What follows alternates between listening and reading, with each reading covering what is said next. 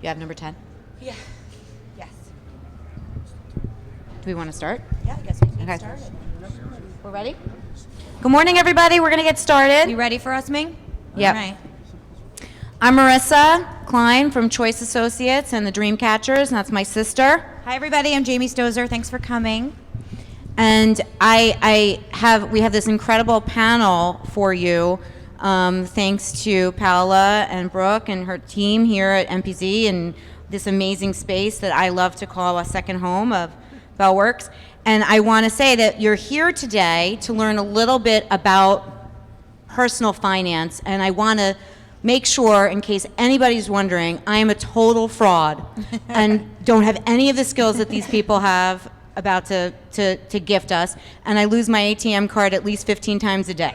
So I will be listening and perhaps I should be taking notes, but I'll be working. So if someone else can take notes for me, that'd be awesome. And we usually will let our panel introduce themselves. Jamie, is there anything you'd like to say before everybody starts doing that? No, as Marissa said, we'll have our panel introduce themselves, and as she mentioned, we are here today as an extension of the Bellworks team. We run a staffing firm in Manhattan. My dad has been in business for 45 years. We run a division of that, so we're recruiters by trade. We help people get jobs, and mostly in media and fashion, so not in finance always, but we do work on those types of jobs. And we also have a podcast about career, and we love being here as an extension of that podcast about, talking to people about what they do and why, and, have an opportunity to give some nuggets of wisdom to our audience. So thank you for coming. We are going to go ahead and down the line. Do you have a mic? Where's yours? No, Also, I know this feels kind of have one formal, on? but it's not formal. So if you want to get up and have coffee and Does everyone all those have one? incredible There you go, pastries, one please down. do so. Don't feel like you can't stand up and walk around. Now we're good. Okay.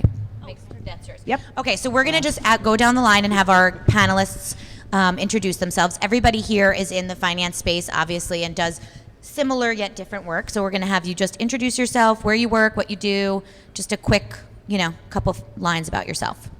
Hi, my name is Elena Ladigina, and I'm a wealth advisor and a partner at Witham Wealth Management. And really my focus is helping my clients with their financial planning and investment needs, really kind of connecting the dots to make sure that they're making optimal decisions in their financial lives.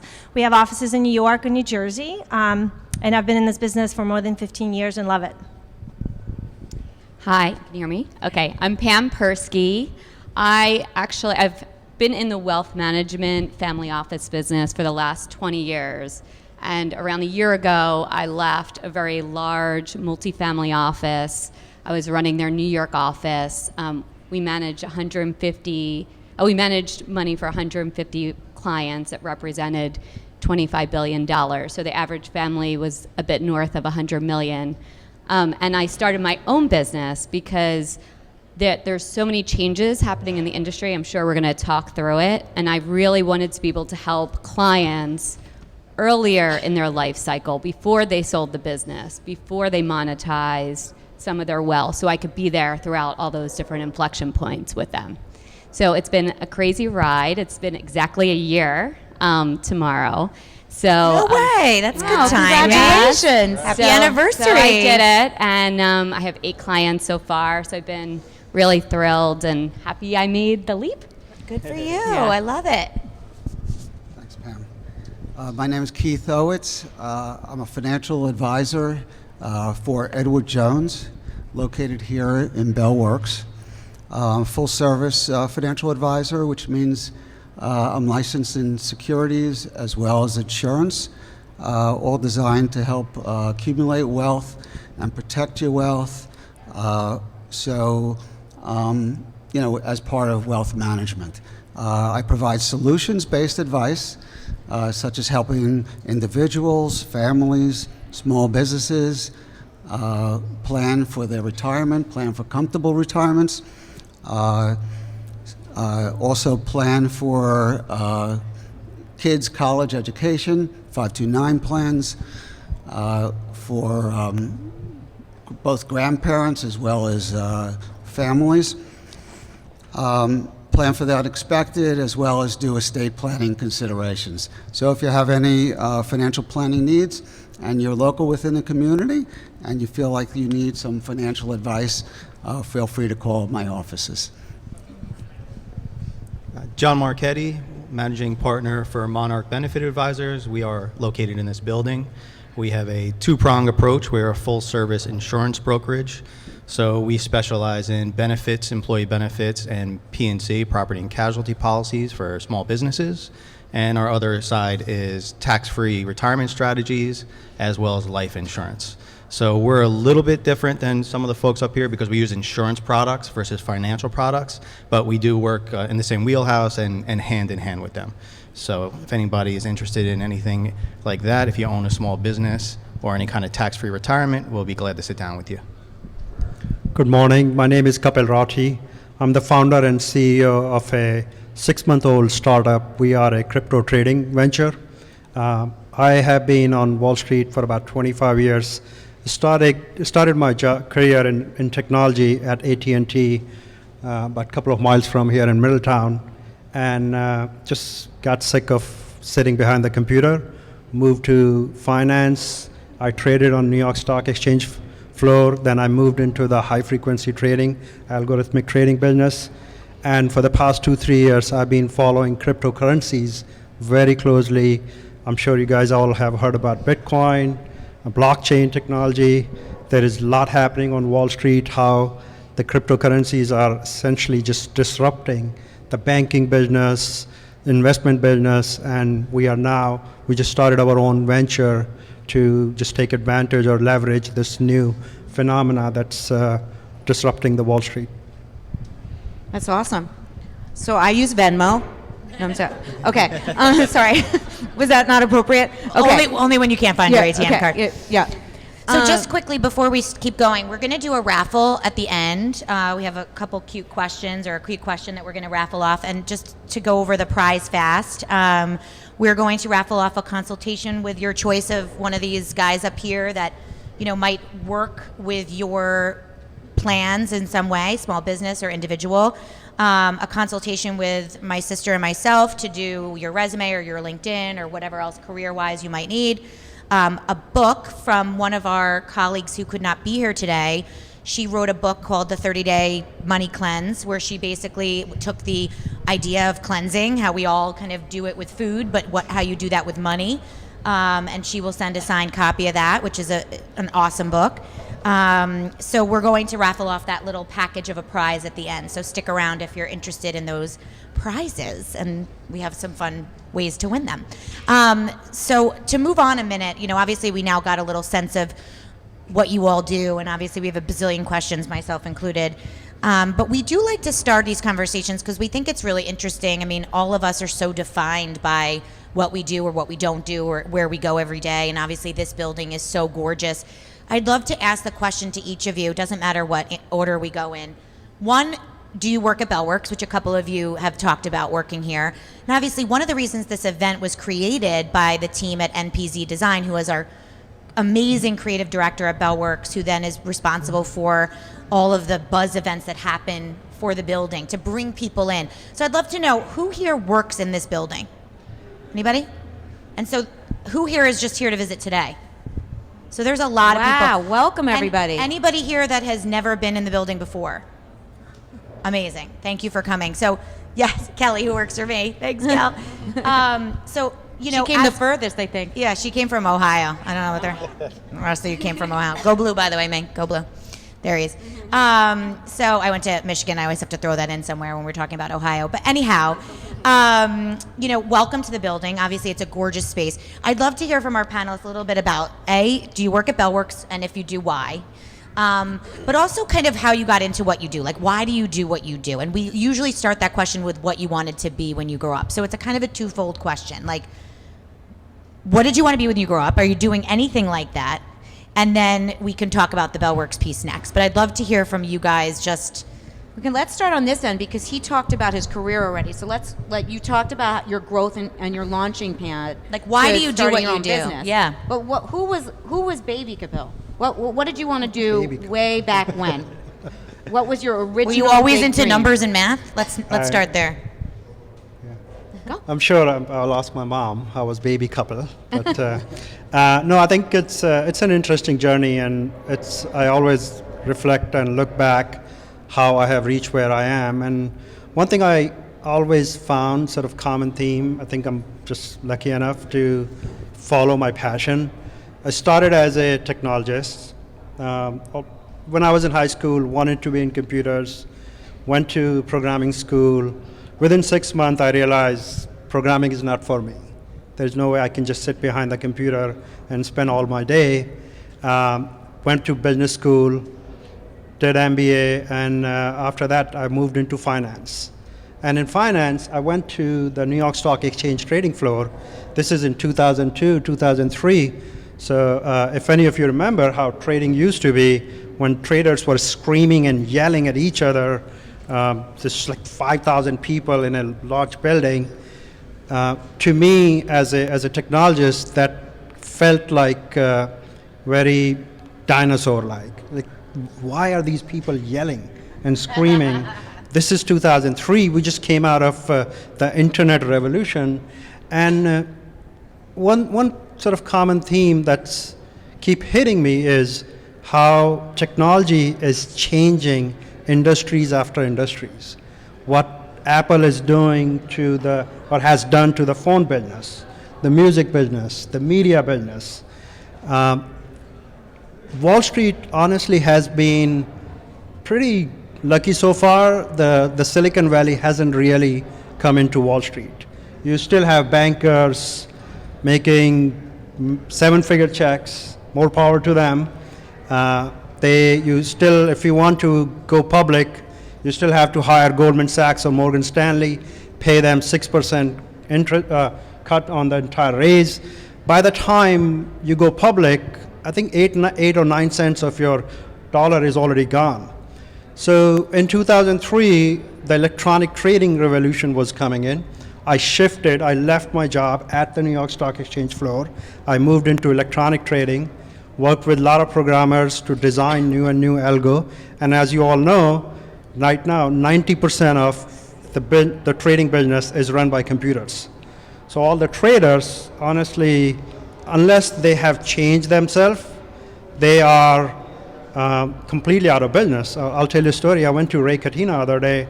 There was a salesman. He asked me what I do, and he looked at me like, "You're the reason why I'm selling this car." Because I was a really star trader on New York Mercantile Exchange, and guys like you came in, and now you just have taken my job. So long story he's not short, going to give you a good deal. So you left and didn't He get gave the you an car. upcharge in Ray Katina. No, I felt guilty, so I ended up in buying the car, Yeah. whatever price he asked for. Yeah. But that just tells you that like the world is changing so fast, and I kept looking at it. 2 years ago, I started looking into crypto, and I'm sure probably some of you will argue that crypto is just a sort of another bubble, but for someone who's been in Wall Street for that long, there is so much power, so much potential in this new technology. This is probably the first time when Silicon Valley is coming on our turf, and that kind of again led me to move into the new sort of segment in the market. So bottom line, just kept following where I think the industry is going, and never stayed with any specific job. And here I am. Here you are. And here you are. In What about- Bellworks. In Bellworks. And what about you, John? What did you want to be when you grew up? I knew from day one I wanted to be an insurance broker. No. You dreamed of that at 8 and 9. Absolutely not. I actually was, in another lifetime ago, was in the record label music business, and I thought that was going to be it. I thought, yep. I thought I was going to be the next big A&R, the next big producer, and after 9/11, and obviously that didn't happen, and I got into finance, like most gentlemen up here, buying blocks of money for BMW and loaning it out to their clients. And one of my clients was actually a CEO of an insurance company, and I was looking to make a move, and that's kind of how I got into insurance. Was there for 4 or 5 years and realized I wanted to do my own thing, and that's when we opened our brokerage. So that's kind of how that happened. Never in a million years did I think I would be in insurance. But How long have you worked in the building? we've been in the building about a year and a half. Our prior office was in Red Bank, which we loved, until we saw this building. Yeah, and then you see this building and you're like, and Yeah. Red Bank's great for the summertime, but during the winter you could just walk downstairs, get something to eat. There's ample parking. If you know Red Bank, it's not very tight on parking. So this building was a no-brainer when we figured out it was here and we could really get in here. And I think a lot of people are starting to make the move into like the spaces like this, the community spaces and the metro burbs and those kind of things. And so. also, Paola and her team have done some really nice things in Amazing. the summer. I'm just saying. Yeah, she's amazing over there. thank you, Paola. And Keith, what did you want to be when you grew up? So when I grew up, I wanted to be an orthodontist. This was like at the age of 13. All my friends were getting braces, believe it or not, and I myself got braces as well and saw how lucrative this business was. And I was good in science and I was good in math, so I figured, hey, this would be a great career. Until my freshman year of college, when at 8 in the morning, I just couldn't deal with the biology lab, dissecting frogs and the like. So I quickly transitioned to a new major, and I studied business as well as computer science in college, and really enjoyed the foundation of business. I concentrated in accounting and computers. I like the language of business. I like the science of accounting. It taught me the fundamentals of business, and that sort of gave me some initial direction. After graduating college, I decided to go into the entertainment industry. I worked for MGM United Artists at the time in New York City, doing syndication accounting for Gilligan's Island. It only lasted a year. Back then, computers were not really advanced. You worked on 13-columnar type paper, and it was quite boring. I did a couple of years in banking before I landed for a 25-plus year career at home box office. So I always was attracted to entertainment, was pursuing television. At the time, HBO was taking over the world. In terms of television, premium television was quite a new concept. America was becoming wired for cable. So I found this great company and started as a financial analyst working in the accounting and planning group. Had an opportunity a year or two later to go into planning, got my MBA finance through HBO in Wall Street at Pace University in financial management and investments, and I started doing financial planning for the company. What I did there was I helped executives put together and develop strategies and plans to reach their goals, their financial goals, and I helped HBO reach certain levels of financial success. I enjoyed the work. When I left HBO, which was only 6 years ago, I was the senior executive running the strategic planning, financial planning, and M&A groups at HBO. It was a good ride, enjoyed the product, Sopranos and Game of Thrones and Sex and the City. Everybody has a different favorite show. You put cupcakes on the map. It's because of Carrie Bradshaw that everyone eats cupcakes for all those years. Yeah, and martinis And for Yeah, that. and martinis. Cosmos. Cosmos. Absolutely. And Yeah. shoes. So leaving the career about 6 years ago, I, a little soul search, figure out what I do, what I like to do, and I figured out I really like to help people figure out what their goals are. I did it. So do we. So most of us do that here, and guide them and advise them. So I looked for a financial firm, services firm. They all seemed to be interested in my background, and I picked what I felt to be the best firm, and that's Edward Jones. Best for culture, best for independence. They're the largest independent in the country, 18,000 offices. They manage over $1 trillion of assets. There's zero debt. Their investment philosophy is to invest in high quality financial securities to help people achieve their goals. And that's something I was very attracted to. So I've been with them several years now and opened up my practice here. That's sort of my story of how I got there. So you still open a practice, it's just not an orthodontist practice. That's true. See, here we are. And instead of, Do you give everyone stickers? Yeah. I do. If you come to my office, I have plenty. Yeah, stickers. Like, I survived. I do need to hand out some more premiums every time people come to leave with. That's a good business practice. Yeah. But I've been in this building since August of last year, and it's been quite a nice change, changing my three-hour commuting to New York every day to 8 minutes, which is Pretty awesome. Pretty awesome, pretty convenient, giving me a lot more time, to spend on my business. So that's my story. I love it. What about you, Pam? Great, thank you. Seems like a common theme here that people have had winding careers, and that in the end they sort of chose something where they saw that their specific skill set and personality was more aligned. Can you some back up? Okay. We're good now. My story's similar. I wanted to be an architect and design buildings like this. I thought I wanted to be an architect because I was great at math and art, but then I didn't realize there was like tons of physics involved and other things that I wasn't as interested in doing. And I was so interested in being an architect that I applied to a 5-year architect program and at Penn State. And I went to visit the school, I went to the studio, and I talked to some of the students there, and they said, yeah, we're here all night, every night. There's not really any jobs here in the industry.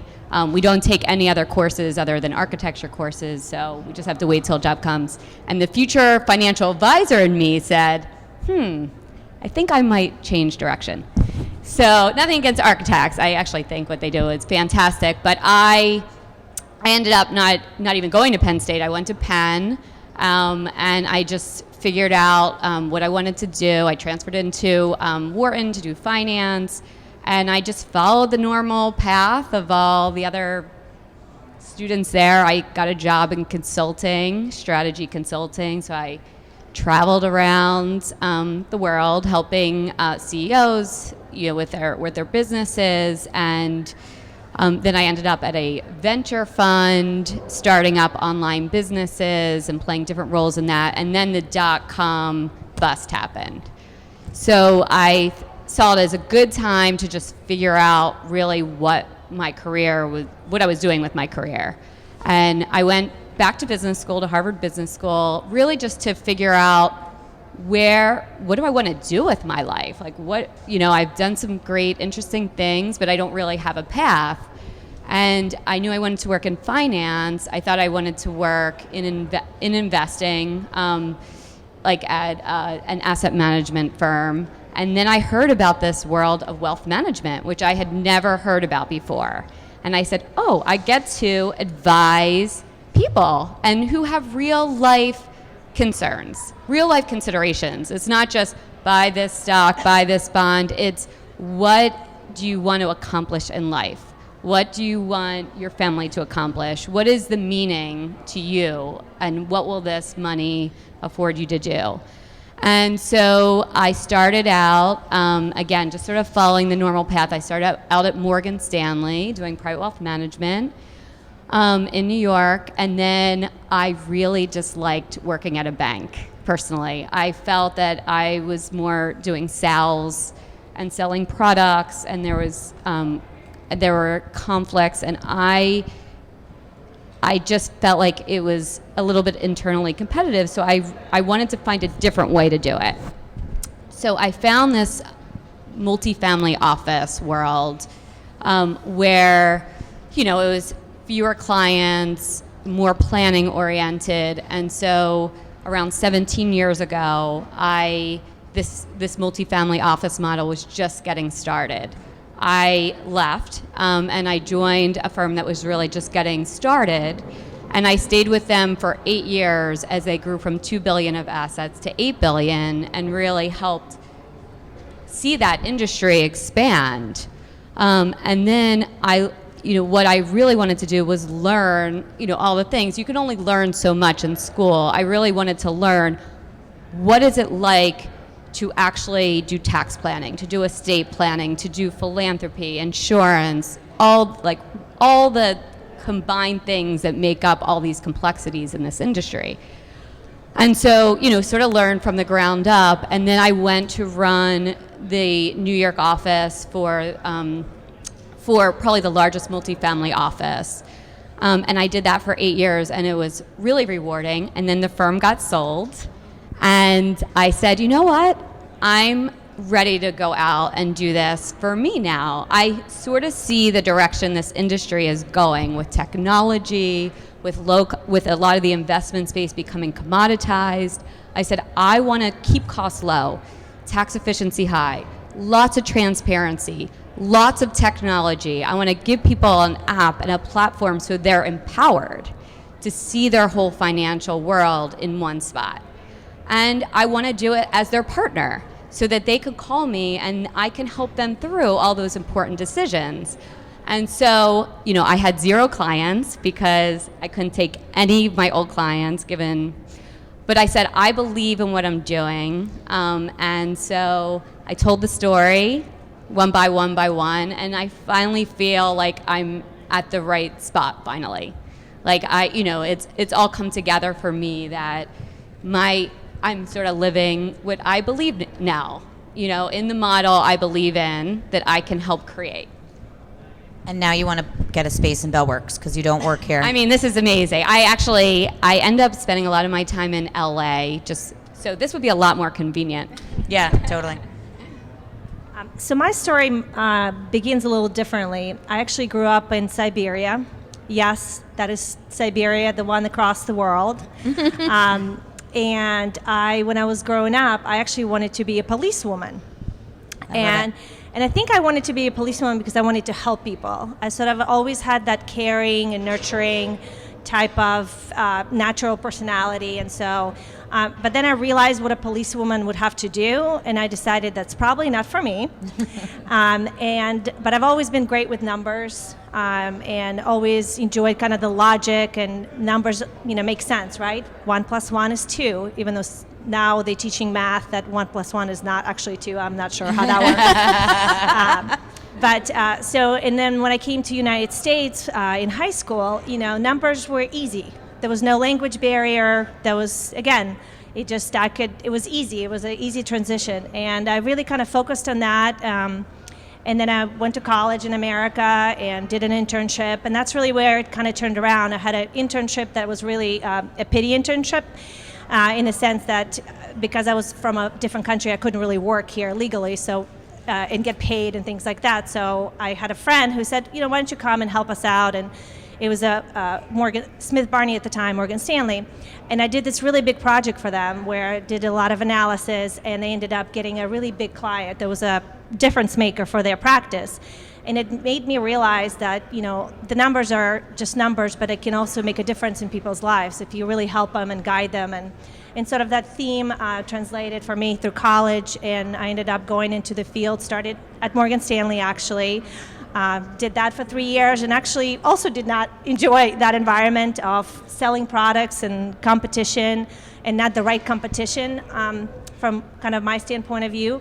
So I went into planning, I got my CFP, and then I joined a boutique firm in New York City that was independent RIA. It was really more about advice, financial planning, investments, and really kind of being the quarterback for clients' lives. So a lot of similar things that Pam was talking about. And that has been my passion. I always say, I will never forget, I used to have a client who, they lost their son in 9/11. And, they were kind of medium-class family, and their son was he worked at Cantor Fitzgerald, so they got a decent amount of settlement. It was more money than they've ever seen in their entire life. And so they came to us. It was their only son, and they came to us, and we helped them and kind of helped them build a life. excuse me. And probably about 2 years into the relationship, I call them, just like I call my clients, and I say, hey, this is what we need to be doing. Here's what's going on in the markets. I'd like to make these changes, and blah blah blah. And Jay stops me. He says, Elena, I trust you. I know you're doing the right thing for me. I know that you've always taken care of your family. Whatever you think, we go in with your advice. And the reason that's important to me is that it's not about money. It's not about, for me, it's not about that. It's just really looking and saying, you know what, I make a difference in somebody's life. They can go to sleep. They don't worry about it. They don't think somebody, and that's what inspires me, and that's what gets me out of the bed every day and go help people, is helping them kind of make things, I always say it's simplify the complicated, making it just be easy and comfortable. So that's what. I think Love what that. you just said actually parlays into what, we have a room full of people here that are coming to a lunch and learn. And I'm sure there are some people in the audience that are maybe interested in working in finance or personal finance. That might be a few people. There might be a few people that could use a helping hand. There might be a few people that just wanted to get away from their desk and join us instead, which I like that too. But I think what you were just talking about is a really overarching, no matter who you are as a listener that would like to hear, is what role, and I think what you just were about to say is a perfect segue into that. What role do you think finance plays in personal wellness? Wellness is obviously such a buzzword right now, and we're so focused. Marissa and I obviously day to day are focused on career and how it defines you, and if you work and where you work and what you do, because you're there 90% of your time, and if you need to love what you're doing. So wellness is obviously so important in our industry, and now obviously wellness and food and exercise and everything is so important. Where do you think finance falls, or your personal finances falls in your overall wellness? Yeah, I think it's a really big part. You hear about studies and research that finances could be one of the most challenging things in a marriage. It could be the most stressful thing for an individual, whether you have a family or don't have a family. So I always think of it as, knowledge is power. And if you have knowledge about what you have or what you need to do, or whatever you are in the stage of life, I think it's going to make you less stressed. It's going to help you kind of just be a more just relaxed person, and also give you the flexibility and empowerment to do things. I think sometimes we have the people on one spectrum that maybe overspend and don't save enough, but on the other hand we have people that are kind of almost debilitated by the fact that they're worried about spending because they don't know, well, am I going to have enough to get me through retirement? So I think the important part is to kind of get a handle and understand so that you can either enjoy life, because we all work and we want to enjoy life. It's not all about work, it's a balance. So it's giving people the power and the knowledge to be able to enjoy life and through that, in my opinion, be more, kind of have better well-being, so to speak. Anybody else have any thoughts on finance and wellness? Oh, I totally agree. It's a major contributing factor, towards stress and anxiety. People get divorced over it. Working with clients and showing them a path to financial freedom and showing them their strategic options. When they leave, it's as much, you're advising them, you're coaching them, you're almost relieving them of the burden of worrying about finance, and whether they'll have enough money to retire comfortably, whether they'll have enough money to, move into a new house and just make their life a little better. So in my practice, I've just seen the impact that good financial advice has on clients once they get a feeling for control. They're controlling their financial future. They're controlling their ability to reach the most important goals in their life, and that has a significant impact on their mental health. Yeah, I'll add one thing also. What I've seen often is that when people get worried or they're fearful, they don't understand something, sometimes they do nothing. So they sit on cash, they don't update their plans, they don't really look, because it is complicated. You know, there's a lot of, even for folks in the industry, even who work in the industry, it's complicated. The rules are changing, the tax rules, what you're able to do, the types of vehicles you can use, the structuring. And so what I've seen is so many people just don't do anything.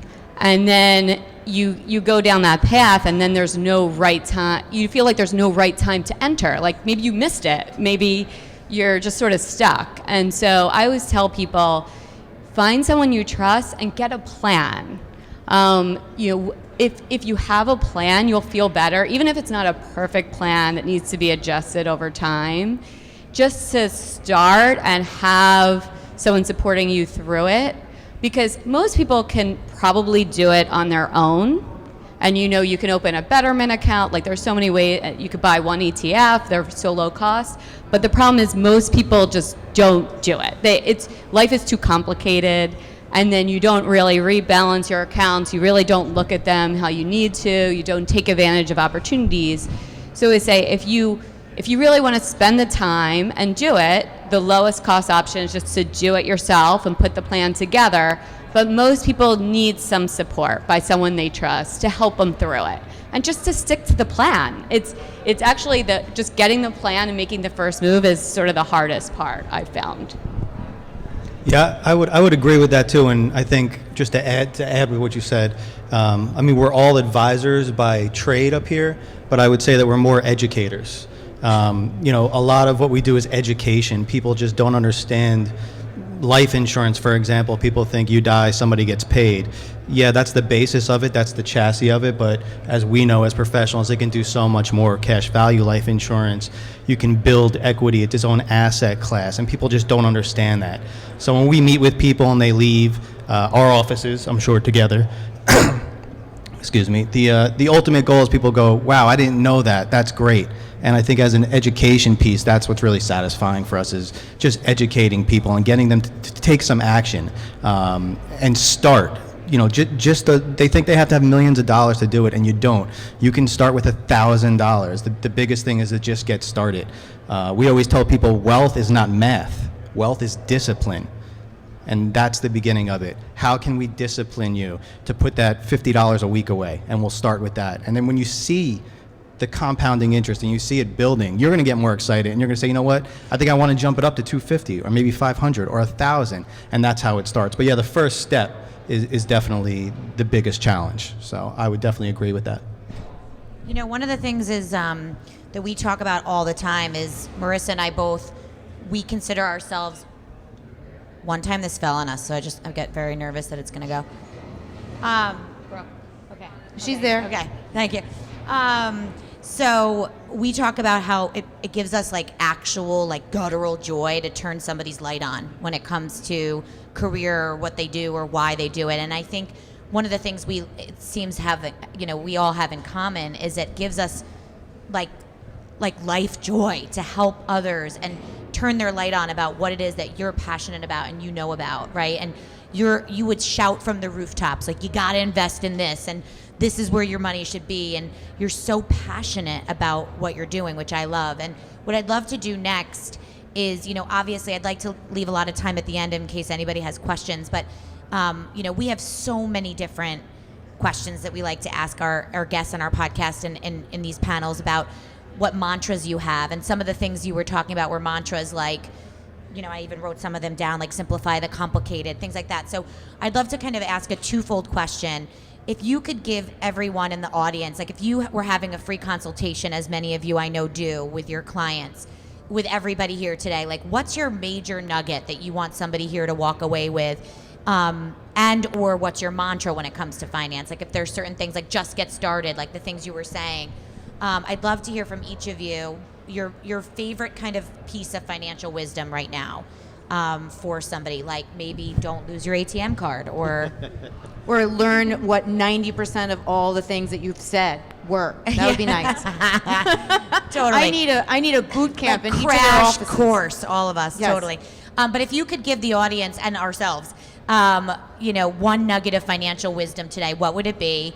and also, and or maybe some sort of mantra that you live by as far as financials go. Like, Right, and do you apply your gift of wisdom to your own life? Because I think that's very interesting too. yeah. Does anybody, Kapil, you want to I'll start? go. Okay. Yeah. So obviously, I think these guys are really smart enough, know much more than, so they will give you the stock tips, which stock to invest in.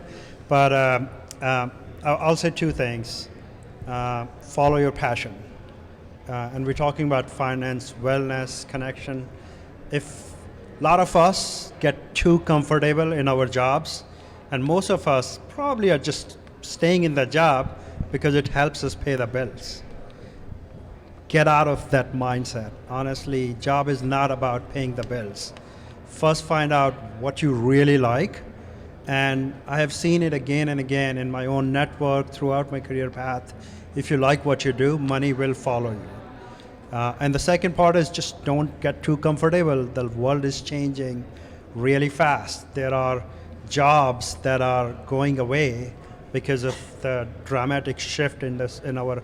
We're kind of living in an age where within the next 2-3 years, if you don't update your own skills, you will lose or somebody will actually take your job.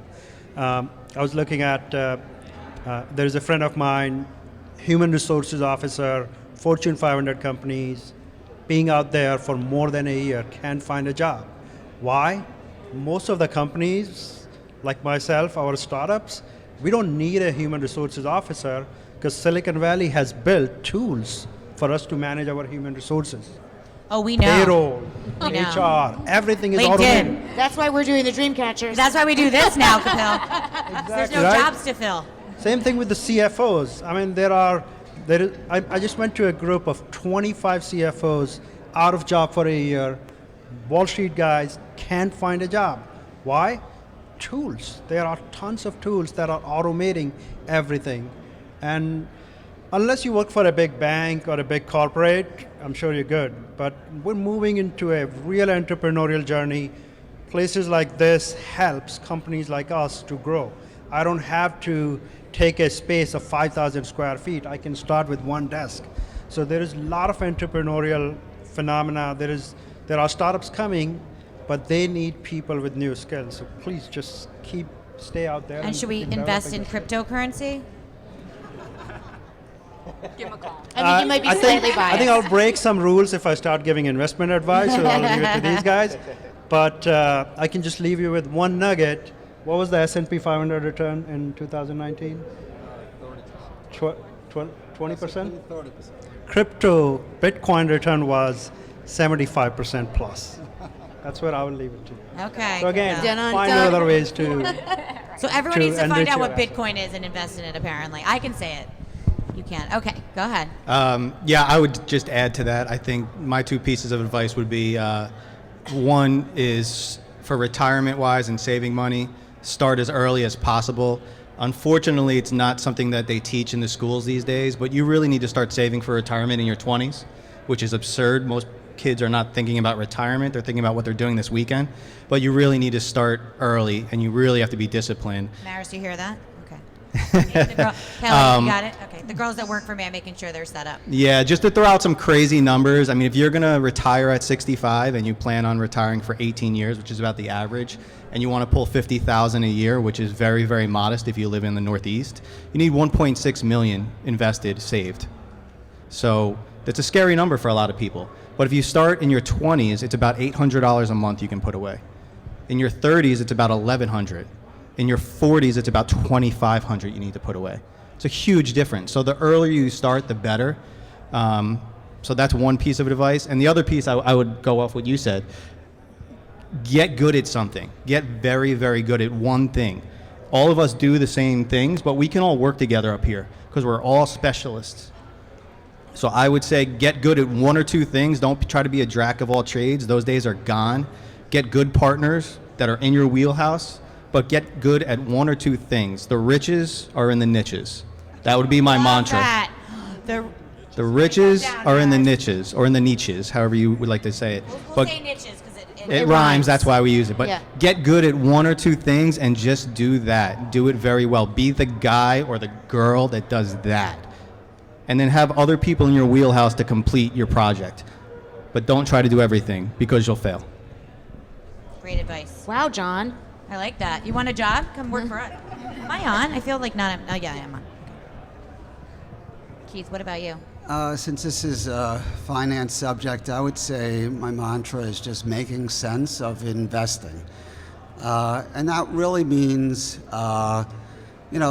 doing a lot of planning yourself, trying to figure out what are your goals, what are your short-term goals, what are your long-term goals, and work with somebody who could help you develop a plan to achieve those goals.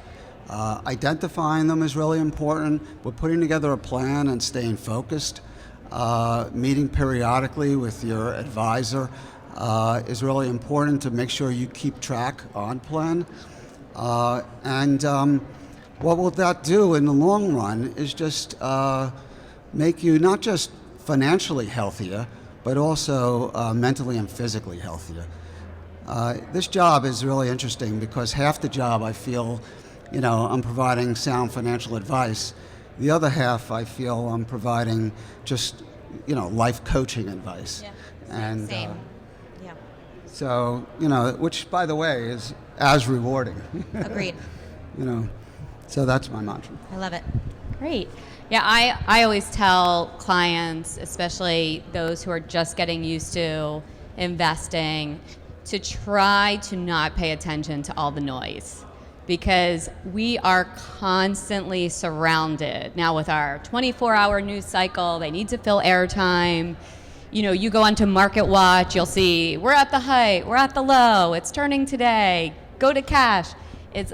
And we all know in the industry, and you look at any numbers, people cannot time the market. If they say they can, it's really, you should run the other direction, because we really don't know what's going to happen at any time. We could look at the history and we can try to project. You're a weatherman, right? You could try to project, but the best is to stick to your plan, put together an asset allocation that makes sense for you throughout the cycles. We will have a cycle. We don't know when it is. This is a normal part of investing, is that you go through cycles and you stick with your plan through it, because if you sell at the bottom, you locked in your loss and you potentially can never make it back.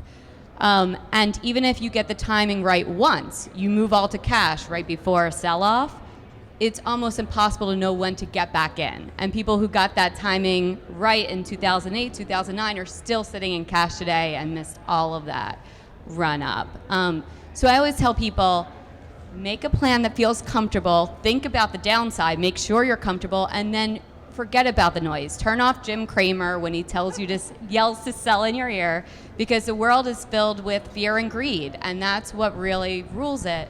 The ones who really last are the ones who think about their liquidity, think about their balance sheet, they plan for the big events in their life, they take risk off when they know those things are coming, and they just stick with the plan. And then the other thing I would say is if you're working with an advisor and they're talking about things you don't understand and you don't feel comfortable with them, then get out. Because I work with some athletes and entertainers, and the stories I hear of like these people telling about this investment and that investment and things they don't really understand, it's like if they can't explain it to you in English and make you feel comfortable with it, then don't do it. This is, everyone should feel the empowerment, being able to ask the questions, understand the fees. This industry is surrounded by hidden fees left and right. Make sure you understand, get it in writing. If you don't like what you're hearing, then find someone you trust, because you don't have to be in the dark. You can put together a plan that you feel comfortable with, that you're paying the right amount for, working with the right people. There was a lot of great advice that already been shared, and I'm just going to take it kind of one level higher and just say that what I would tell people is to get financially organized. So before you kind of put together an investment plan, a financial plan, just get organized. And what does that mean?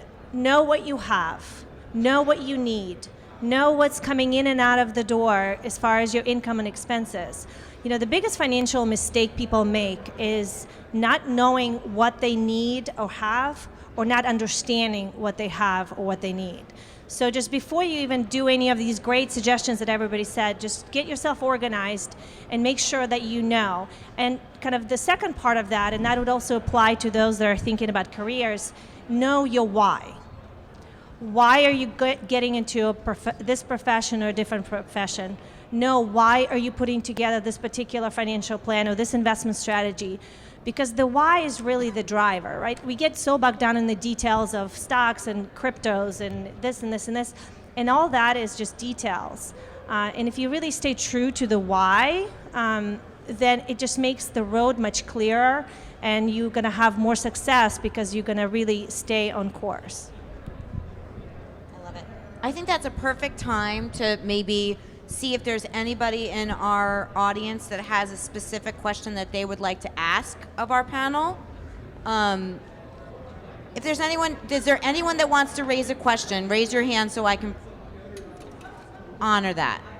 And don't be shy, because this is not formal. This is intimate. Don't be fooled. Feels formal because it's big, but Yes. it's intimate. Should we? Oh, here's Ming. Hold on, there he goes. Wait, so we can hear you. So a Wharton fan here. Yeah, Wharton shirt. Okay, are we on?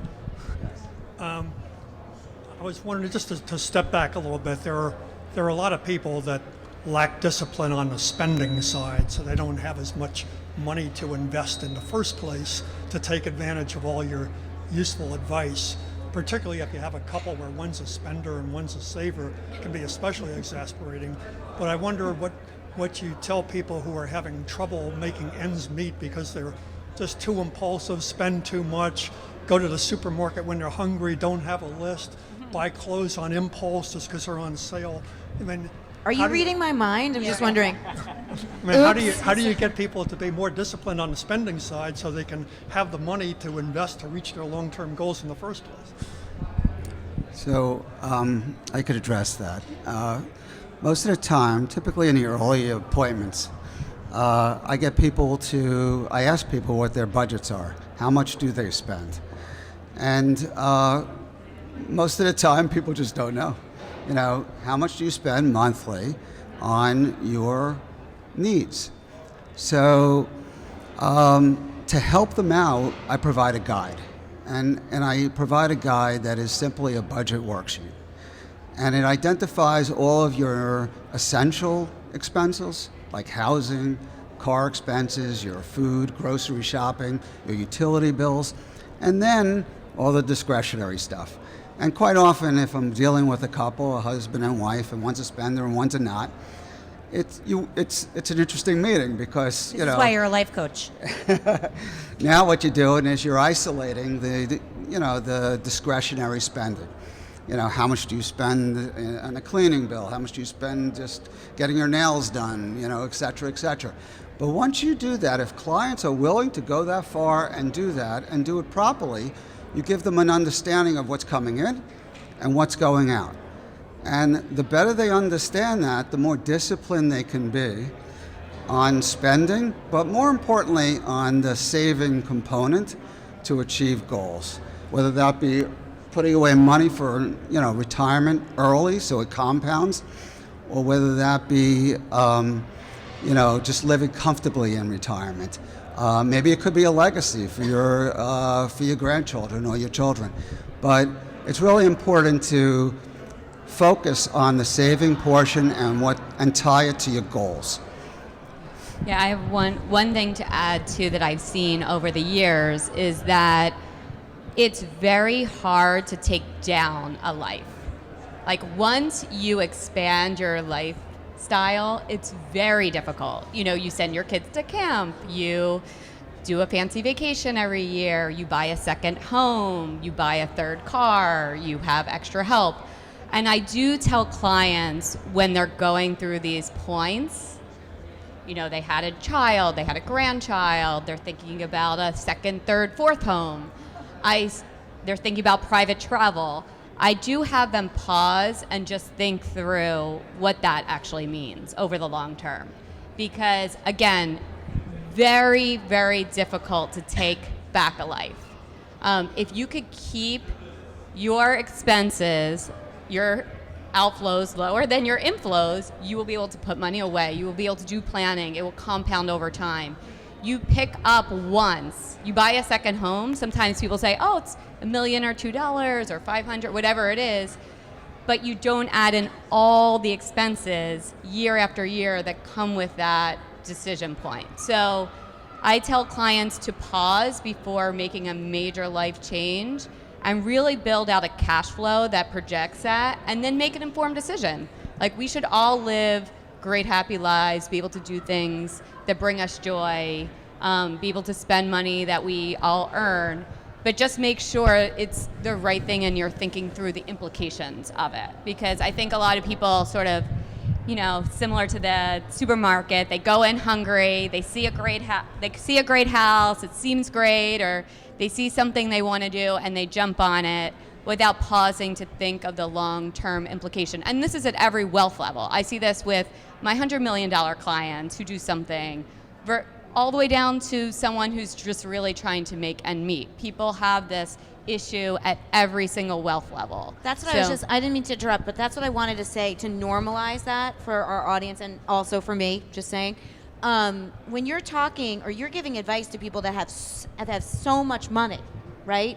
Money that's unfathomable for most of us, and yet the messaging is the same. I think that's incredibly empowering for the rest of us. Yeah, I mean, often my wealthiest clients, I'm talking hundreds of millions of dollars, feel the poorest because they have expanded their life so much that they are stuck in millions and millions of dollars of annual expenses, and then have private investments and homes to support and trusts for the kids and everything else, where they actually can't access their money. We have to take out loans for them to live. So I say to folks, That's wild. just think through the implications. Try not to create, you know, the money is here, it can empower us, it can allow us to do great and meaningful things, or it can create a prison for us of endless material things that we need to support, endless objects and real property that we need to maintain. And it could cause a lot of extra stress and complication. So think through, don't create the complication and the extra life just to do it. Think about what really matters to you, and then do the things that are meaningful to you. Yeah, and I think to add, with your clients too, once you get to that level, it's a lot of keeping up with the Joneses, which is nothing will drive you to be broke quicker than trying to keep up with the Joneses. Yeah, it's funny. I say, you know, I had Kardashians. Yeah, you know, and I have folks, and I always tell them to revisit and think through. You have $100 million, but you feel poor. Like, let's just think through this. You have health, you have, you know, things that you need. You don't have to worry about the next paycheck. Just remember the things in your life, but this goes to all of us. It just goes to right? show you it that goes money, to all of us, although important, doesn't really change the end game, right? So, you know, I sit here and I'm listening to you all, and I'm taking in so much information, and I'm sure I'm speaking on behalf of some of us that maybe don't have the courage to raise their hand, so I'm raising it for you. You know, I think it's a very intimidating fact to be in your 20s, which, canvassing, no offense to any of us, I don't think there's a lot of us in our 20s today, but when you're in your 20s, to be told you need to save $800 a month when your rent is probably your entire paycheck, those are really difficult things to process. And I think that probably, it's facts and sentiments like that, and unfortunately living in the tri-state area, that set up the bad habits. Because people are set up in the area that we live in to fail no matter what, because they're just trying to get a job, which is what Jamie and I try to do.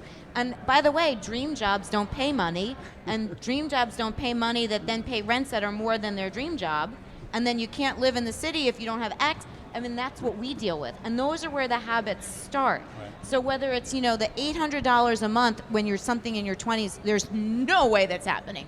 I would walk down the street. If I asked every kid that walked past me in Manhattan if they've saved anything, I would go, chances are, I would bet the $100 million that Pam invests that none of them are doing that, right? But you're in their 30s. But my point is, is I do think there's something, a common denominator that is healing in all of what you're saying, that when Pam gives advice to someone that has $100 million in their bank account and the rest of us don't have that, it's nice to know that the problems are the same. And you could take, to your point of saying, sometimes like in our 20s, it doesn't feel like you could save 800. The thing about is, and Pam said, earlier talked about kind of the status quo of not doing anything, is that it's not an all or nothing proposition, right? So if we're saying, probably even in Pam's situation with her clients, she's not saying you can't take a vacation, she's saying don't take a private jet to the vacation, right? Like buy a first class ticket. And it's still so, and I think it goes to all the different layers. So to the young investors or young workers, I'll say, okay, you can't save 800, that's fine. Try to put as much into your 401k that employer will match, right? So it's because let's say most big companies will say we'll match up to 3% if you contribute 6%, right? So the 3% that the company is willing to match you is free money. You're 100% invested, or usually invested within 2-3 years, and it's free money the company is giving you. So at least put 6% so that you can get the 3% match that is going to be with you and you're going to take. So it's kind of like additional salary, but people don't think about it that way. Right, and you've just simplified it for anyone in the audience that maybe is trying to parent that for a young kid that's just starting Right. out, maybe in the working world, that if they could just do this. Right, and you have to take, I always talk to clients because, again, no matter the dollar amount, I have clients coming in with $10 million and they feel like they can't do anything. Take one thing at a time. You don't need to tackle all your problems, all your credit card debts, or all your children education needs. Take one thing at a time. You got to kind of digest it. It's appetizers, dinner, and then dessert. You don't eat all of it at once, right? So that's kind of what you have to do with money too, is that just take one thing at a time and take a breath. My action word for this year is to pause. Just take a break. Take a break, reassess, make sure that, your life, your financial life, your personal life, we're so busy and it's constant, just a hamster wheel of life. And sometimes you just got to get off of it and take a breath, take one thing at a time, solve one problem, and then move on. Is there anybody else in the audience that I has see a something question over here. Oh, yes, there's a person. Hold on, I'll come to you. I think. Can I come to you? You might have to get up. Can you be brave? She's going to be, wow. Hey, guys. A little bit out of my chest, but That's all right, we all are. okay. So my question is, obviously, I like what you said. I do try to max out my 401k because it is free money. But I am in my 20s, so I feel like I struggle between, my money in my savings account is safe and then taking a risk, and I don't know which direction to go into, whether it's investing in real estate early, which I feel like I hear people chirping to me that that's the way to go, or if it's investing in the stock market, or if I can do both, but I don't know if I have the assets to be able to do both. So it's kind of a mix of both of those things. So I don't know if you have advice on which way to go or which direction to go in, or which is better. Well, first, I'd like to say, don't ask me. Okay. Second, I'd like to say how amazing that she's even thinking about any of these things. That's really, Good for you. Good for you. Anyways, okay, who would like to answer that? Because that was an amazing question. Yeah, I'll address. So you have to figure out what's important to you. So one of the first things we do is just try to understand by talking it through. Mm-hmm. What are your priorities? Is your priority to buy a first home? Get a down payment enough so that you could get a home, fix a 30-year mortgage so it never goes up anymore like your rent does. Because that's important. If you do so, how much, can you how much could you save every month toward all your goals? Yeah. If buying a first home is important, allocate, 50, 75% toward that. But don't forget about your other goals. If also your goal, you say invest in the stock market, that's not a goal. The goal should be to, have enough money to retire comfortably one day and start early enough. That's the goal. How you The investments will get you there. So your time horizon, your tolerance for risk will determine what kind of portfolio you should be spending and how to invest in the stock market. Okay. So if that's also part of your goal, start early, take advantage of the max, get the free money, that's a good part of your goal. So maybe you put some money in that as well. But really it's trying to figure out what's important to you. And then put together a plan toward meeting your goals. Okay. You know, and I'd like to add the one thing that I can add. What I like about our panel is they're humanizing something that is extremely scary for most of us, right? So they're basically saying, he just said to you, instead of, it's word choice, right? The power of word choice. Yeah. Instead of thinking about investing in the stock market, he wants you to be thinking about what your goals are and then how to get to your goals. So perhaps as a great step is coming to a lunch and learn like this today. That's amazing and probably better than 90% of the people you have in your phone. But my point is you could take away from this, what do I really want to gain? Right. And then you could sit down with someone like him and say, how can you help me get there? Rather than trying, and I think somebody else said, try not to get so caught up in the noise. Yeah. Right? So that's what we all hear. We hear stock market, we hear real estate. You said it yourself, chirping. Yeah. So you don't want to deal with the chirping. You want to actually humanize your own wants. Yeah, because it boggles my mind. I'm like, okay, Of so course. what's right and what's wrong, but there really isn't an answer No. to that. It's really like up to me. Right, so it's really But- your personal journey, and you can, and by the way, someone else said, your plan can change. So your personal journey and your personal plan as of today, and how that looks, and then what you could do in order to honor those plans. Okay. I think that's great. Yeah, You guys are awesome. one thing also I would say is people get so caught up in investing and hearing all this chirping about the market going up or real estate being a great investment, and they don't look at their whole situation. I even had this with my sister who had some student loans that were at very high levels. So she's like, oh, maybe I should start an investment account, but yet they're paying like 7% on their student loans. Yeah. So it would be guaranteed returns to pay off those student loans first. Yeah. Because all that is going out to pay off the debt. So again, looking at things more holistically, and this is why most people do sort of need an advisor to help them with it, because it's complicated, right? And there's tax implications of different things, and there's different ways to structure it. But I would say, you know, most people go to a party and they hear about, oh, I invested in this great thing and it earned me 30% last year. No one talks about the things that they invested in that like imploded. So, you know, I'd say everyone's journey is different, and what makes sense is usually not the sexiest path. It's usually like putting together a plan that's right for you at your stage of life. And I agree with you on that, because I feel like I'll go and I'll hear something, I'll be like, wow, that sounded great, just because they tell you only the good things. And then I'm like, I think I want to do that. And then I'm like, I don't think that's a good idea. You, some of you here might have heard that Warren Buffett has a great quote, and it says, "Be greedy when others are fearful, and fearful when others are greedy."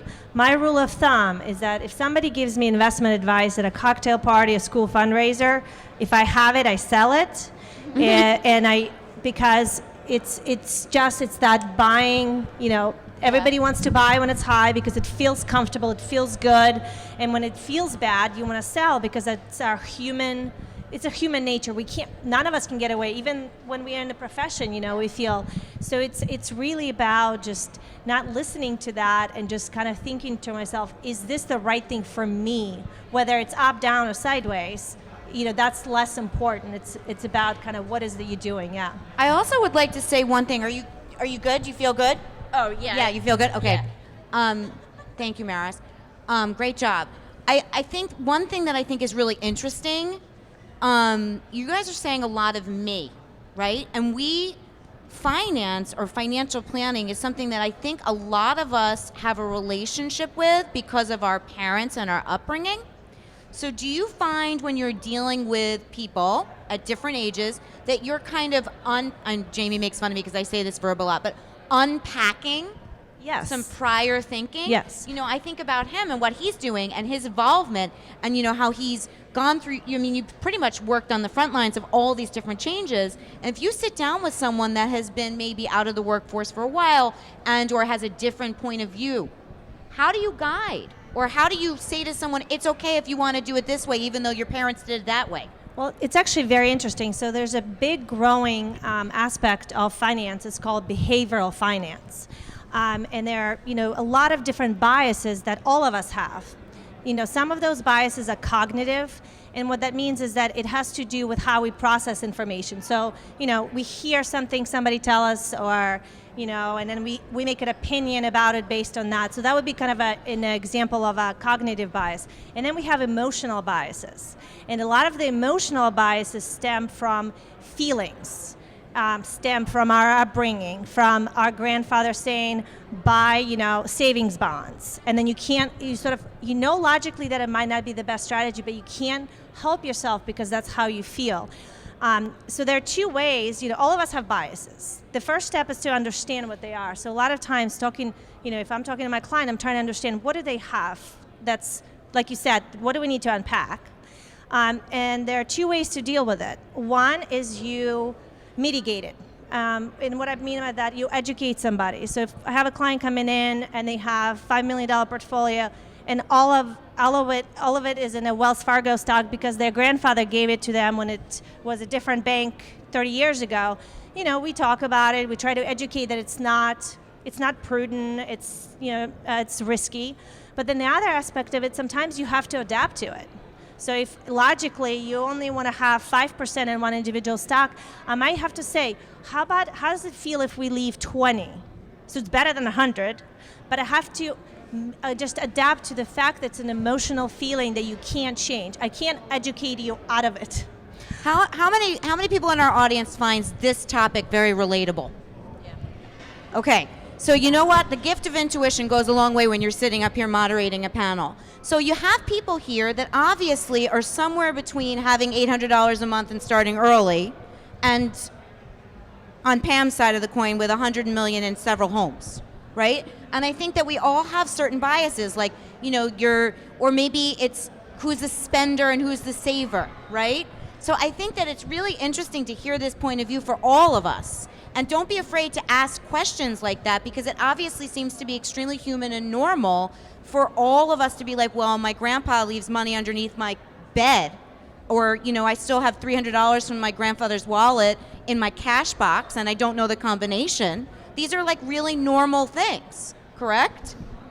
Yeah, and I Go think ahead. another thing to add on that too is funny because it kind of hits home with me is we do a lot of life insurance, and my father, you know, old school Italian growing up, will not get life insurance because he thinks as soon as you get life insurance you're going to die.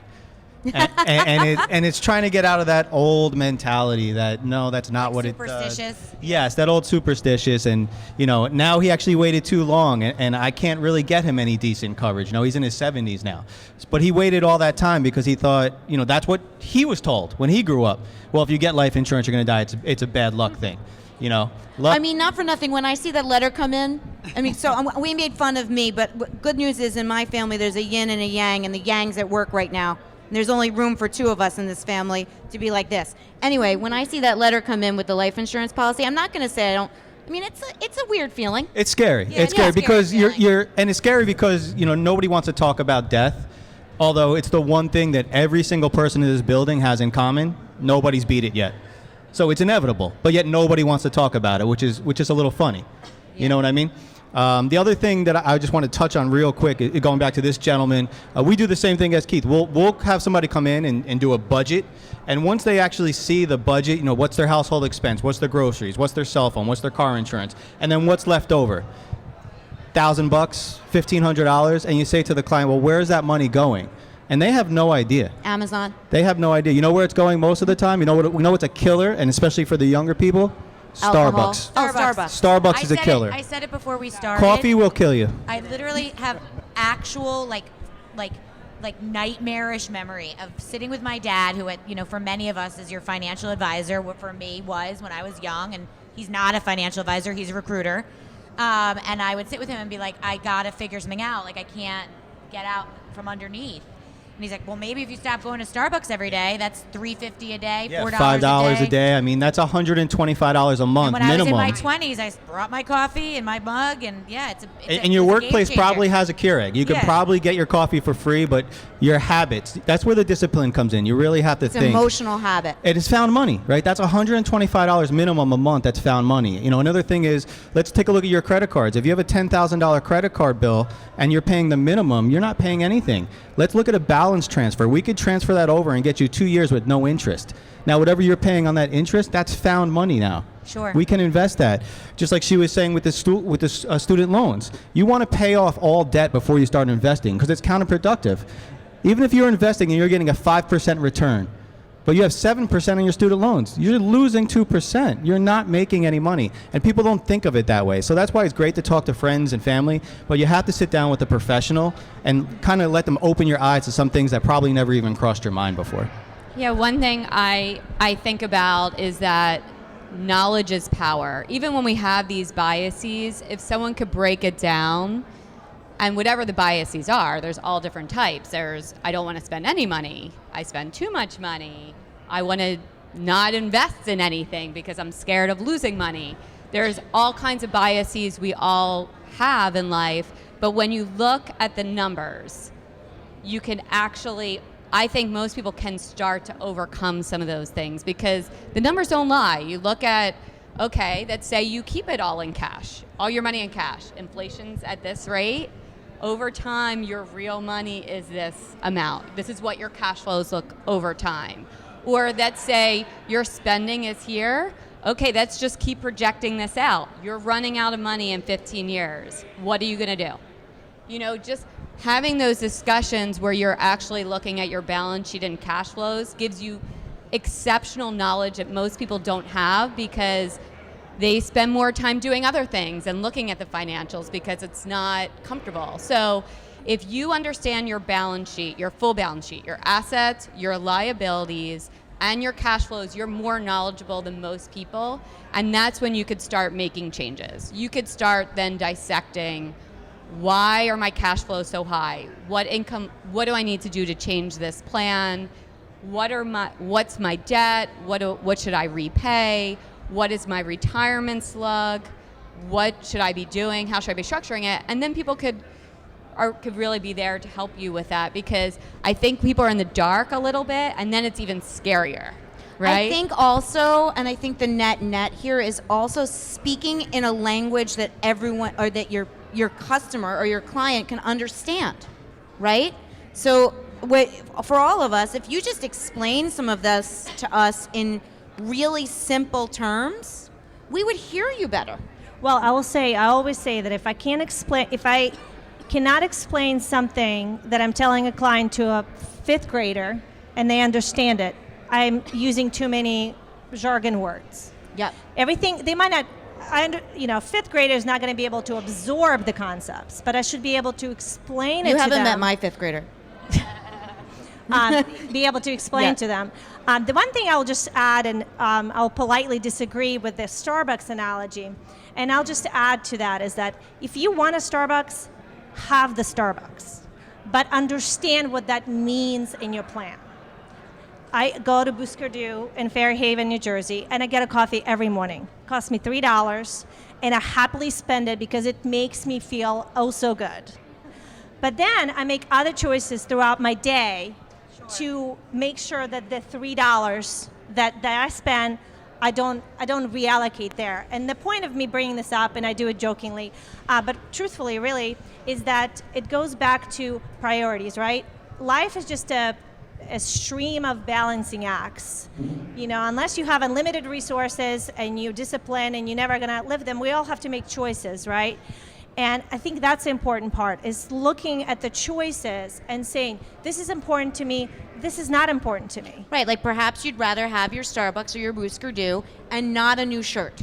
Absolutely. Or right? you were, instead of buying a $100 shirt, you say, I don't need a $100 tank top, I'm gonna go get a $20 one. So it's all about just the choices and the options and making the right decision for you. And it sounds similar to all of us in our relationship with food. You know, if you don't eat pasta every day and you try to avoid the pasta, then on the weekend you can go have out for wine. that large cheat meal. You can have your baked ziti and spend it on your Starbucks. Exactly. Wait, pasta's not good for you? No, Oh, well, that's a different panel. that would make sense. I feel like we could talk about this for hours. It's so enriching. I love everything that you guys are saying, and we typically would close with a couple of fun questions just to kind of like lighten the mood and get to know you a little better. But I'd love to kind of maybe close, and maybe if we have time for one or two more questions at the end. But you mentioned your action word of pause. I love that. I think it's something that none of us do enough of in finance, in life, in anything, is to take a beat. But if we could wrap with, what is your action word for 2020? Obviously, we're a month in. It could have changed in the last 3 weeks. We don't like to talk about resolution so much, but we talk about intention and setting intention for something and having a goal. It's so much what we're talking about today relates so much to every other part of your life, whether it's a fitness goal, a wellness goal, a career goal, a life goal, a finance goal. So what is your action word for 2020? And please share that. Obviously, we cheated a little bit and you said pause, but Yeah, no, as I said, I'm really trying, I think pause, the reason it resonates to me because it really goes into every aspect of your life. I am a working mom. I get my kids ready and take them to school. Sometimes I'm just like, come on. And I'm thinking, my kid's only going to be 4 and 5 one time. And I have to remind myself and say, if I'm 2 minutes late to a client meeting and they don't understand that, they shouldn't be my client. yeah. And I should take a breath and just look them in the eye and help them get through the moment because they're having their own moment. And it relates to finances, of kind of taking a pause and saying, let me reassess my personal situation. Has it changed from the year before? Am I still working towards my why? Am I still taking the right steps? Do I need to adjust? So, I think it just really can go anywhere in life and health and wellness and everything. So. Great, yeah, that's fantastic. Mine, I would say, is purpose. I think we're all trying to find meaning in this crazy life, and I'm trying to continue to fight to just get off the hamster wheel every day and do what really I think matters. I mean, it's hard day to day, but in the long term, I want to make sure that I found purpose and meaning in my life. And I would say last year I really did leave my action, but it was more an expression, which is do what scares you. Because I think so many of us, also myself very much included, it's like, okay, I'm here, I'm at this great job, I'm doing what I'm supposed to be doing. But again, sometimes to find purpose, you have to a little bit do what scares you. And that goes across like finances too. People sort of take inaction because they're scared. But sometimes you find the most meaning of doing the thing that's really scaring you because it brings you to the next level of enlightenment. That's my word. No pressure, Keith. It's yours. It's your word. I like Kept you up. There we go. You can say it twice. Don't change your word. It delivers the point more. I think enlighten is a great word. To me, it's important because, I get a lot of personal satisfaction from educating and informing, people about their situation, trying to make people better understand what's important in terms of prioritizing major life decisions. So my 2020 word is enlighten. I would say discipline, and discipline in budgeting and having a plan. If you think of a general for a war, if they went into a war without a plan, just imagine what would happen. If you got into your car to drive somewhere, but you had no directions, you had no plan, imagine what would happen. So people try to do the same things with their finances. There's no plan, but they know they need $1.6 million, $2 million by when they're 65 to retire. That's their goal, but a goal without a plan is just an illusion. So I would say discipline, planning, and budgeting would be the theme for 2020. You're always on a budget. Those are really good ones. If I have to choose one, I would probably say learning. Just find something new for 2020, new skill you want to build, whether it's financial knowledge. To the young lady there are millions of tools out there. If you haven't done it, open an account on TD Ameritrade or Schwab. They'll give you $25,000 to play with the phantom money. And you will learn the stock market without losing a single penny. So find these type of tools. There is plenty of learning opportunities, skydiving. That sounds surfing, better than fishing. Minecraft. Of course. There is a lot of tools available to learn, and just never stop learning. So what do we have? We had pause, we had purpose. Pause, purpose, enlighten, Enlightened. discipline, and learning. Love That's it. that's a healthy roster. We have a lot to do, people.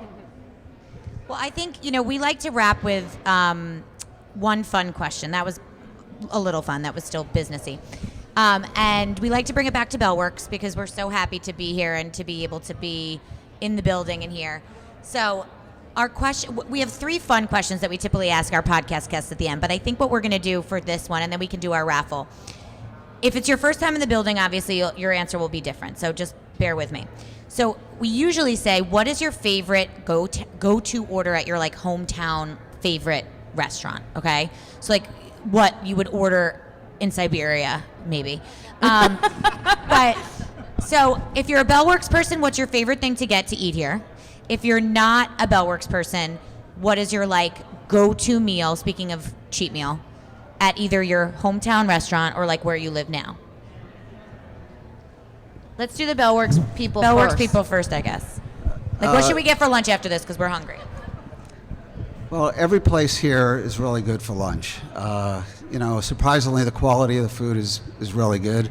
The sushi here is excellent. There's a Mexican and Italian restaurant over here, which is mostly takeout. Really great choice at reasonable prices. I feel like a promotional thing That's for okay. Bellworks. But I haven't found something that is bad. But my go-to place actually, is Buxtehude. Yeah. I like the Guatemala coffee. Take some to go if you'd like before you leave. We have That'll we have it save there. your $3 in your plan today. Actually, I skipped it this morning. Yeah, so here it is. We got it for you. It's fresh. free money. They roast it here, and it's drip coffee, and it's really excellent. So that's my go-to place. Love it. My go-to is Mezzaluna. I'm there every day. I would say the Old school Italian, I love it. Yeah, it's just in my blood, unfortunately. Now I know pasta's not good though, so Oh, no, I'm sorry. I don't know. Pasta's but, my favorite. It was an overarching comment. I apologize. yeah, all their sandwiches are really good. I like the Coliseum. It's fried eggplant, provolone, balsamic, and roasted red pepper. So that's my go-to. I Yum, would say. that sounds amazing. Yes, please. If I have to pick one, the pizza here is really amazing. White and rosemary, absolute. Delicious. Amazing. Yum. A white pizza. Don't tell me that's not good either. I'm not judging. I'm not judging.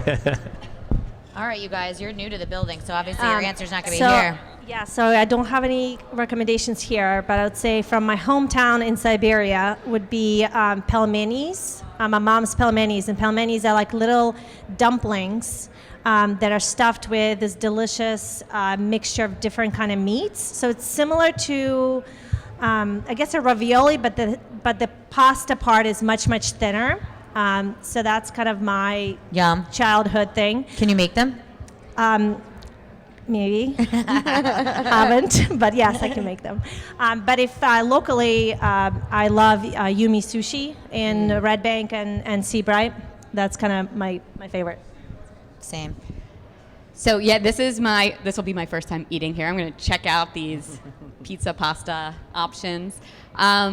I grew up in Philadelphia, so I have to say I love the Philly cheesesteak. So Where do you get your steak? oh, I knew you were going to ask that. I feel like I've been all around, like Pat, Jim's, like everywhere. But now, oh, it's so good. But actually, I go to South Jersey a lot. I don't know if anyone's been to Atlantic City area. But I love the subs there. I mean, I don't know what is in that bread, but they are so good at White House, Dino's. Yeah, White House, so good. We actually my mother-in-law brings some for us, every week when she comes. So we eat a lot of that. And then in the area, we go to Urban Coal House. That seems to be a crowd favorite in my house. It was the Old go there Tommy's again. right in Red Bank, and the chicken noodle soup is great. I love pizza, the salad. I heard their wings are good too. Yeah, they have good wings. Wings, so good, everything. Amazing. I love that. I love just breaking it down for a minute because it's just, Yeah, you know, 'cause so we're all- much we're all the chit same. chat. So we're going to just, one more question. Anybody else have a question before Alex? Yes. Alex has a Alex question. is taking And then we're the gonna mic. and then we're going to do our raffle. Hi guys, how we doing? So first thing I should say is you guys will be proud of me because I'm one of those weirdos who actually does not drink coffee. So no Starbucks for me. Some people might call me a sociopath, but we'll just gloss over that. So my question is about home ownership. So there's a school of thought out there that says that buying a home is actually not a good investment these days. Arguments aside about millennials and avocado toast and not being able to afford to buy houses. So what do you guys think about that? Do you think it's still a good idea to buy a house or to rent for as long as possible? What do you think? I've actually seen that school of thought. I know it's the Grant Cardone kind of school of thought. So I'm sure everybody has a different opinion on this, depending on where you put your values, what generation you're in, what your industry is. So my personal opinion is, buy as much real estate as you can. They're not making any more of it. So I don't think it's always going to go up. Obviously we had 2008 when it went down, and as to somebody's point who mentioned Warren Buffett, when everybody's selling or can't afford it or they're foreclosing, that's when you buy. If you would have bought in 08 and you're holding now, you're in pretty good shape. So I would say real estate, whether it's home ownership or buying an investment property or a building, beats renting any day. Renting, you're just throwing money away. You're leasing. Actually, I'm going to disagree for a second. This is what makes the cookie crumble, right? Yeah, and I do talk to people because I think it definitely comes back to the balance sheet and cash flows. If you are going to buy a house and not keep it for more than like 5 to 7 years, the transaction costs are pretty high. It's pretty hard to overcome that. And over a long term, real estate tends to sort of go up with inflation. I mean, look, there's pockets that go up higher. There's areas, that we all know where it's, the supply is tight. But I do tell people, again, to pause on that and to really look at their cash flows and their, how long they're expecting and how much you're giving up in terms of flexibility. Because, I think millennials also, they realize that they may not put down roots the same as the older generation did. People don't stay in jobs for 30 years anymore and get their pension and everything. So you may be moving to LA in 6 months and you spend a lot of time and money on that purchase. So I just tell people to pause and really think through their goals before just broadly it's so going. interesting because I'm such an independent mind where I'm like, hear you and hear you. But interestingly enough, doing what we do, we get emails from people looking for work all the time. And this brings up a conversation. In this last 6 months alone, there was 2 people that were stalking us, needed our help. We got them a job. We finally converted them from a freelance job to a permanent job. They could not have been in the permanent job longer than me sneezing. And they finally got all set up, and we get an email from the hiring manager that they're moving to LA. Like, people today are like the wind blowing. You can't, there's no true, it's very interesting. So for you to say, like, someone might just decide to move to LA in 6 months, it's true. And I'm seeing it from the other standpoint. So, I have no idea how to guide you, but I'm listening to them. If you're not going to stay somewhere for 5 to 7 years and or you're not sure you will, there's a point. And you could do the math too, right? Because it also depends on what you could buy. Because to buy, you have to have some cash set aside, right? So can you buy the same type of property that you could rent? So I would say that it has to do with individual, like what your plans are in the near future, and to look at the math and see what mathematically makes sense. And I agree with the transaction costs. You have to take that into account. Most people don't, to make sure that, because you have to buy, then you have to sell. So, but it's not I don't think it's a cookie cutter answer, because it could be good investment in the right circumstances. Does that answer your question? Yes, it does. I don't want you to move to LA. Yeah, don't He move to works for LA. us. Works for choice. Buy a house. You're going to open an LA office. Yeah, right. You could do that for us in LA. I think Paola had a question guys. as well. Yes? Yes. What's your advice for small businesses and like entrepreneurs, because I heard a lot about like corporate, like having a 1K, wait, what is it? Yes, 401k. 401K and all of that. But like for small business, especially like startups and companies like that, what advice can you give? And besides that, thank you so much. I learned so much from all of you. The advice was great, but yeah, I just want to know that. So maybe I could start there. So for small businesses, what I do as an advisor is I design tax-advantaged retirement plans for small business, such as 401ks, profit-sharing plans. If they're a very small business and a startup, a SEP IRA might make sense, or a simple IRA makes sense. A lot of it depends on the owner's interest and what they want to do with their employees. If they want to retain their employees and provide a benefit, then they'll consider a match. So there's a lot to consider, but with small businesses, retirement planning becomes very much a focus. The other thing that's important is cash management. Many small businesses, they're just, they don't know how much money they have in the bank, and once they have enough money in the bank, you could make capital decisions on it, or you could invest the money appropriately for their purpose. It all depends. It's no different than an individual or a family, but it's understanding what their business is all about, their priorities, and helping them invest appropriately for those priorities. So if I can just add one thing from one startup guy to another startup lady here. It depends on obviously your goals. If you're starting a retail business, and if your goal is cash flow, so everything he said makes sense. But if you're starting a company and eventually your goal is to have some sort of exit strategy, find the VCs or go public or sell it, then you have to think it in a very different direction. How you want to sort of value your company, whether you want to create a revenue-focused company or an EBITDA-based company. We were a great example. Kept losing the money, but still kept raising more and more capital. They attracted a lot of talent. Not saying follow what Adam Newman did at WeWork, but that's a strategy that startups should look at, what my exit plan is. Mm-hmm. Where do I want to get out of there? Do I just want to use it as a cash flow, or eventually 5-6 down the road, if I'm looking to exit, then work on with a VC or an M&A advisory firm. They can help you quite a lot on that. Does that answer your question? Okay, so I think that unless anybody has any last minute questions, I think that we can wrap up. I can't thank you all enough for being here. This was very enlightening, speaking of enlighten, for me, and I'm sure for Marissa and our audience. I'd love to do our raffle.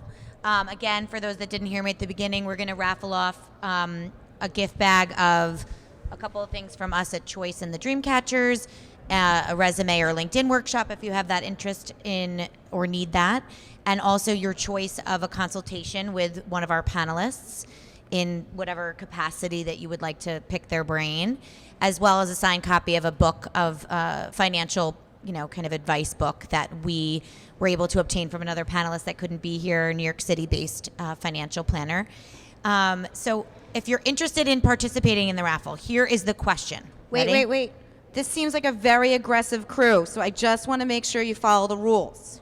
She's going to pose the question, and whoever's hand I see go up first will be how we delineate if you can guess in order, and whoever gets the guesses right first will win. Exactly. No balking. Go ahead. So our question, actually, Marissa came up with it because it was funny, and just to be super kitschy and bring it back to just being light and being enlightened, we wanted to bring it to money. So who here can tell us what ATM/bank is in the building? Oh, she definitely answered. She raised her hand. I Back saw in that. the back Back in the there. gray. Can't Did you hear say her. Ocean first? Ocean first. There's our She's a winner. Woohoo! All right, so come and see us in a minute to claim your prize. Thank you so much for coming. Thank you for being here. To our panelists, thank you to Ming for our sound, and NPZ Design for being our partners. And Bellworks, thank you for how it works. And It's Thank you so much for having all of us here. Yes. Have a great day, everybody.